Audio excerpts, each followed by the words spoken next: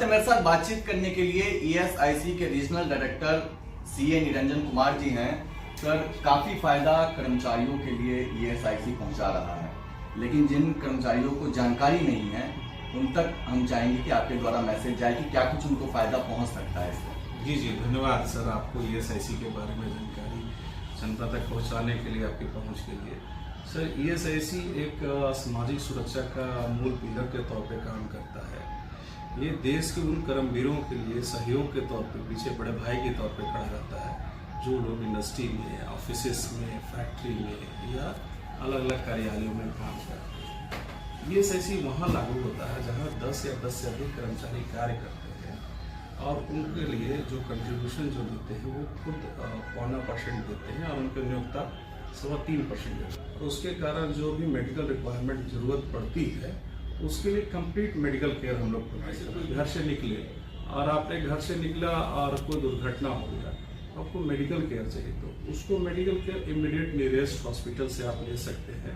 अगर वो tie up है तो आपको कैशलेस हो जाएगा, या ईएसआई का हॉस्पिटल या डिस्पेंसरी है तो वहाँ तो आपको कहने की कोई बात ही नहीं है। हमारी काफ़ी सारे हॉस्पिटल डिस्पेंसरी हैं, पूरे देश में करीब 1600 डिस्पेंसरी ईएसआईसी काम कर रही है, और मोर देन 1000 से ज़्यादा टाई हॉस्पिटल, और करीब 250 के आसपास हॉस्पिटल या मेडिकल कॉलेज, तो कहीं भी अप्रोच कर सकते हैं। जैसे ही इस मेडिकल केयर से आपकी सुरक्षा कवर हो जाती है, या अगर नहीं है, आपने स्वयं के खर्च से कर लिया है, तो आप नज़दीकी डिस्पेंसरी से उसका रिम्बर्समेंट क्लेम करते हैं, और वो सीजीएचएस दर से हम लोग दे देते हैं। बीमार होते हैं या किसी कारण से होते हैं तो उस दौरान आप छुट्टी पे जाते हैं, उस छुट्टी के दौरान नियुक्त तनख्वाह नहीं देते हैं, तो उसकी हालात में अगर आप बीमार पड़ते हैं तो उन छुट्टियों की तनख्वाह कॉर्पोरेशन आपको देती है, जो 70 से 80% की दर से करीब 2 साल तक के लिए होती है, जिसमें सिकनेस बेनिफिट हम लोग बोलते हैं या एक्सटेंडेड सिकनेस बेनिफिट बोलते हैं। और इस दुर्घटना के कारण किसी की मृत्यु हो जाती है तो उनके परिवार को उनके सैलरी का 90% हम लोग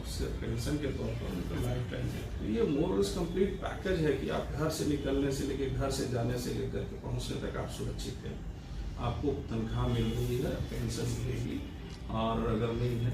इसके अलावा महिला कर्मचारियों के लिए, जो महिला आईपी हम लोग बोलते हैं, आईडब्ल्यू बोलते हैं, अगर वो प्रेगनेंसी से गुजरती हैं और उनके चाइल्ड होते हैं या नहीं होते हैं, तो 26 वीक का तनख्वाह हम लोग उनको इस महीने के अंत तक वो चलेगा। उसके बाद क्या कुछ उसमें होगा, क्या कुछ अपडेट रहेगा? जी धन्यवाद। हाँ, ये स्कीम हम लोग 1 जुलाई से 31 दिसंबर के लिए निकाले थे।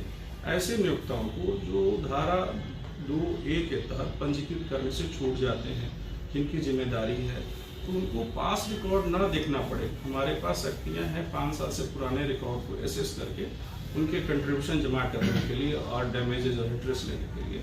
लेकिन हम लोग ये नहीं चाहते हैं कि इस तरह की सख्ती की जाए और नियोक्ता कर्मचारी इस सामाजिक सुरक्षा का फायदा उठाए, और तो इसके लिए स्प्रीट में उनको कोई 5 साल का रिकॉर्ड नहीं देखा जा रहा। और इसमें बिहार में मुझे तेजी से अभियान चला करके हमारे क्षेत्रीय कार्यालय से करीब 100 से ज़्यादा कर्मचारी अलग अलग अनुमंडल में, प्रखंड में और यानी कि जिला स्तर पे जाके कर रहे हैं। नगर परिषद, नगर निगम या फिर दूसरे ऑफिस से, हॉस्पिटल है, होटल है, डिस्पेंसरी है, स्कूल्स है, इनको अप्रोच कर रहे हैं जहाँ पे और एम्प्लॉयमेंट का केस है, यानी कि ऑक्यूपेशन का केस है, तो उनको हम पंजीकृत करने के लिए वो उनको आंदोलित कर रहे हैं कि आप जुड़े इससे। और इस सामाजिक सुरक्षा जो आईएलओ के तहत बनाया गया है, भारत सरकार प्राथमिक सदस्य है, तो उसका बेनिफिट भारत के हर वो कर्मयोगी नागरिक को मिले और उनके परिवार को मिले।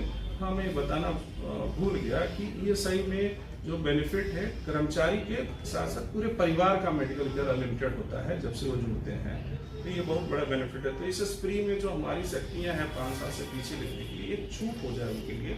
उनको ये न रहे कि हमारे को किसी ने नहीं बताया है या नहीं मिला और हमें जानकारी नहीं थी, क्योंकि भारतवर्ष में हम लोग इंटरप्रेन्योर बनने के लिए कोई ऐसी शिक्षा नहीं है, सीधे हम लोग नौकरी करने के लिए पढ़ते हैं।